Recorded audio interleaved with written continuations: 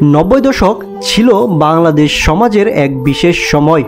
এই দশকটি আমাদের শৈশবের অমূল্য স্মৃতিতে ভরা, যেখানে প্রযুক্তির প্রভাব কম ছিল এবং প্রকৃতির মাঝে খেলাধুলা ও আনন্দের জন্য আমাদের ছিল অপরিসীম মুক্তি। আজ যখন আমরা সেই দিনগুলির কথা স্মরণ করি, তখন অনুভব করি একটি ভিন্নতর পৃথিবী, যেখানে সাদামাটা আনন্দই ছিল জীবনের মূলধন। সেই সময় খেলার মাঠ ছিল বন্ধুত্বের অঙ্গন। বাঁশের বাঁশি, গলির মাথায় ফুটবল কিংবা খোলা আকাশের নিচে লুকোচুরি, এসব ছিল শৈশব রঙিন ছবি। সাইকেল চালিয়ে পাড়ায় পাড়ায় ঘুরে বেড়ানো, ক্যালেন্ডারের গায়ে ছবি আঁকা, পত্রিকায় কসমিক পড়া কিংবা বৃষ্টিতে কাগজের নৌকা ভাসানো, বাঁশের তৈরি তীর ধনুক, গলির শেষ মাথায় ফুটবল, সবই ছিল শৈশবের অংশ। এসব অভিজ্ঞতা আমাদের জন্য ছিল জীবনের সেরা মুহূর্ত। সেই সময় স্মার্টফোন বা ট্যাবলেটের অভাব আমাদের সৃজনশীলতাকে বাড়িয়ে তুলেছিল।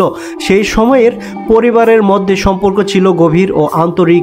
সন্ধ্যায় পরিবারের সবাই মিলে একসঙ্গে টেলিভিশনে নাটক দেখা, খাবারের টেবিলে গল্প করা, এসব মুহূর্ত আমাদের একত্রিত করত। প্রযুক্তির কম ব্যবহারের কারণে সবাই একে অপরের প্রতি বেশি মনোযোগ ছিলাম।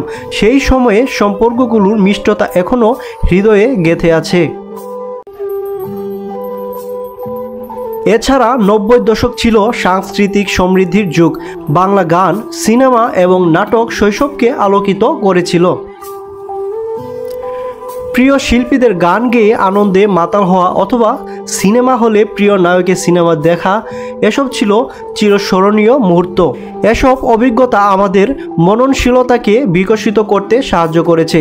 আজকের বিশ্বে প্রযুক্তির আধিক্য আমাদের জীবনে অভূতপূর্ব পরিবর্তন এনেছে, কিন্তু 90 দশকের হারিয়ে যাওয়া শৈশবের স্মৃতিগুলো আজও সবার মনে আনন্দের সঞ্চারণ করে। শৈশবের এই অবসরে হারিয়ে যাওয়া মুহূর্তগুলো আমাদের মধ্যে একটি নস্টালজিয়া তৈরি করে, যা কখনো মুছে যাবে না। হারিয়ে যাওয়া শৈশব আমাদের কাছে একটি অমূল্য সম্পদ। এটি শুধু একটি সময়ের কথা নয়, বরং আমাদের অস্তিত্বের একটি অংশ। এই শৈশবের স্মৃতি আমাদের স্মরণ করিয়ে দেয় যে আনন্দের জন্য কোনো প্রযুক্তির প্রয়োজন হয় না। প্রকৃতি, সম্পর্ক এবং সাদামাটা মুহূর্তই আসল সুখের উৎস। যতদিন আমরা এই স্মৃতিগুলোকে মনে রাখবো, ততদিন আমাদের হারিয়ে যাওয়া শৈশব জীবিত থাকবে। আর আমরা এই 90 দশকের সোনালি দিনগুলি কখনোই ভুলে যেতে পারবো না। আমাদের মনের ভিতরে সব সময় গেঁথে থাকবে।